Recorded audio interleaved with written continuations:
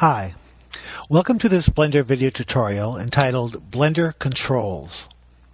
As we have seen in the Blender Default Scene video tutorial, the default Blender interface consists of a number of editor windows. Some of these have associated context buttons and various collapsible panels.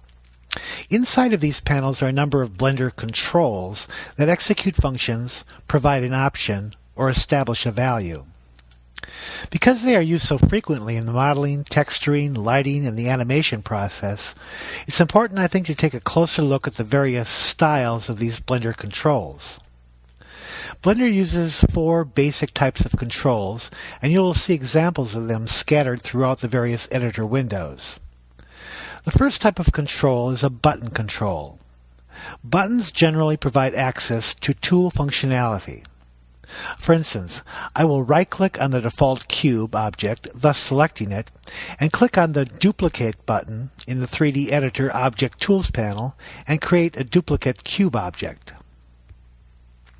Notice that the Outliner editor automatically notes that this object is named Cube.001.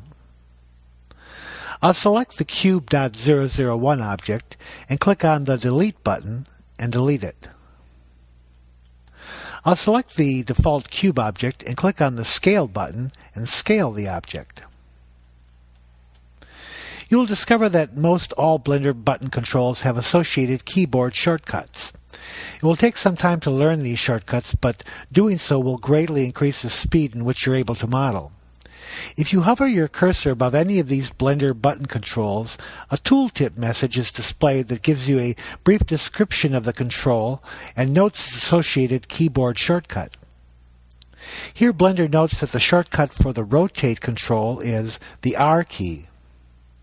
And here the shortcut for the duplicate object is Shift D.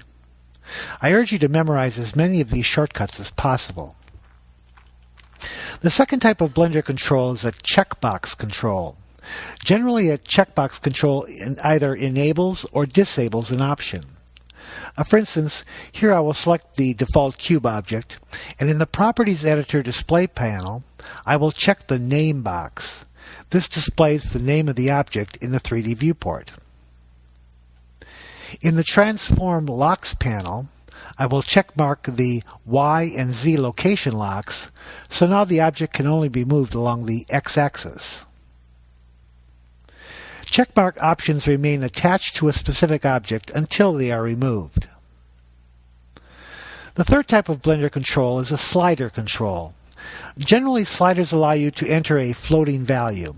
This value is usually between 0 and 100 or 0 and 1, but some Blender sliders are restricted to a limited negative value to a limited positive value.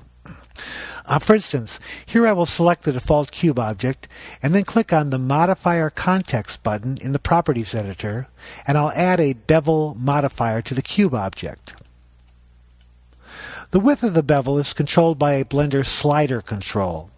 Slider controls have a left and a right arrow that can be clicked to incrementally step up or step down the value. You can also click on either arrow and drag the value. It's also possible to click on the value itself and type in an exact value. Here I will set the width value to 0.35. Confirm by hitting the Enter key. Here I'll go back to the Object Context button of the Properties Editor, and in the Transform panel, adjust the rotation of the cube object around the Y-axis. A variation of this slider control is a direct click and drag slider. With the cube object still selected, I will click on the Materials button on the Properties Editor and click on the Color box in the Diffuse panel. Here I can click and drag the color sliders and adjust the amount of red, blue, or green diffuse color. The fourth type of Blender control is a Select Menu control. Now generally a Select Menu control allows you to select an option from a list.